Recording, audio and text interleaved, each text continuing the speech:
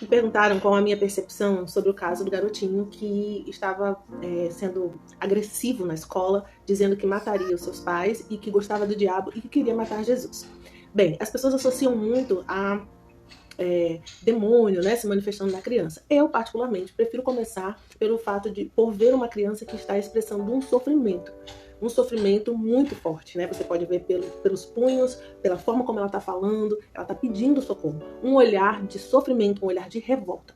E quando ele fala de religião, ele fala de Jesus, a gente pode pensar que haja algum problema, algum ambiente de sofrimento, provavelmente na família, pois ele cita os pais, e provavelmente os pais tenham algum ambiente religioso. Quando eu falo religioso, eu não estou falando de cristianismo, de cristão verdadeiro, porque existe muita gente religiosa, mas que não é cristã. Então, às vezes, pode ser algum sofrimento dentro do ambiente familiar, ou também algum sofrimento em algum ambiente religioso, tá?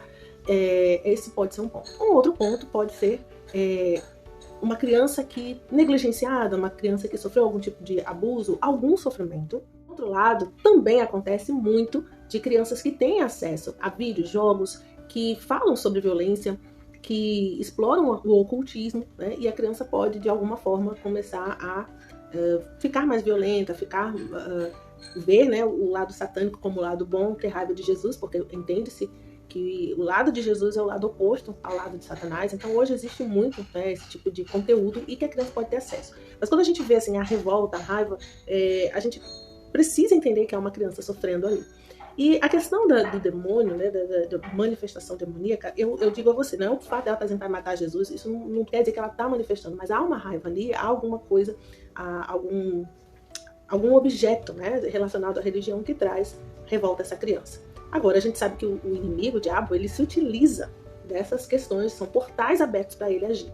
Então essa criança precisa de acolhimento, ela precisa ser ouvida, ela precisa ser abraçada, ela precisa ser compreendida, precisa se ouvir, entender o que está acontecendo, ela precisa saber que ela é amada e, enfim, ela precisa de oração. O que eu diria, né, numa situação como essa? É claro que quem está vivendo, né, é diferente de quem está falando de longe, mas o que eu falaria? O que eu diria para essas pessoas que estão ali perto da criança? Não ficar reforçando, fazendo perguntas para fazer mais raiva à criança, isso não leva a lugar nenhum, não vai ajudar. Eu acredito que as pessoas que estão ali devem baixar ao nível da criança, como aquela senhora quase fez, né, fez um pouco. Então baixar o nível, chegar olhando olhos nos olhos daquela criança, perguntar o que você está sentindo, o que está acontecendo, deixa eu te ajudar. Né? Deixar a criança, como ela falou assim, bate na parede. Eu acho que ela quis dizer assim, você pode bater desde que você não quebre, né? Que é validar o sentimento da criança. Tudo bem ficar com raiva. Eu não sei por que você está com raiva, mas se você está com raiva, tudo bem sentir raiva. Você só não pode destruir as coisas. Isso pode ser uma coisa que ajuda muito a criança. E ao mesmo tempo não dizer para ela bater na parede, senão ela vai se machucar, né?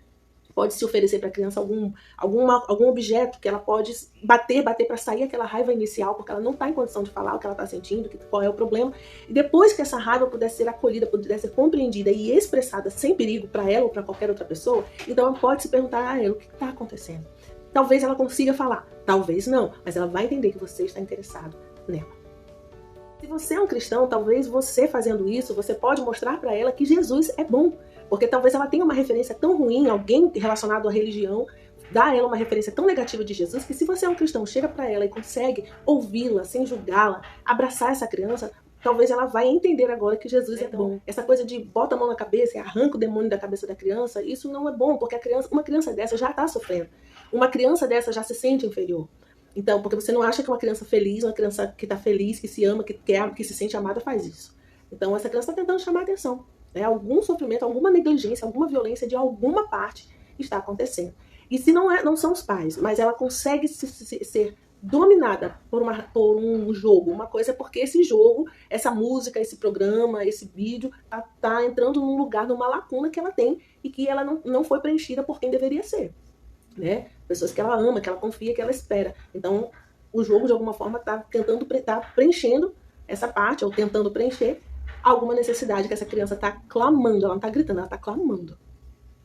Então, como eu já falei, né, essa criança precisa ser ouvida, ser acolhida, né, descer ao nível da criança. Lembre-se, gente, descer ao nível da criança não é se humilhar, não é fazer com que a criança, você perca a autoridade. Vou te dar um exemplo de alguém que fez isso. Que desceu, né, para se igualar, para poder entender, ouvir a nossa dor. Deus, através de Jesus, Deus desceu a nossa humanidade, né? Se fez carne e habitou entre nós para ouvir a nossa dor e nos ajudar. Então vamos fazer como Deus diante de uma criança dessa ou de outras crianças, seus filhos às vezes precisam que você saia desse patamar lá grande, você vai continuar sendo autoridade. Só que você vai descer para poder mostrar que você está perto, porque a criança pode não compreender, né? E ali você vê os adultos todos em cima, ninguém chegou assim pertinho, ninguém me abraçou, ou talvez nem seja possível abraçar naquele momento que ela está violenta. Mas dizer talvez, olha, eu tô aqui, eu te amo, você é amada, você é importante, né? Acalmar a criança, enfim.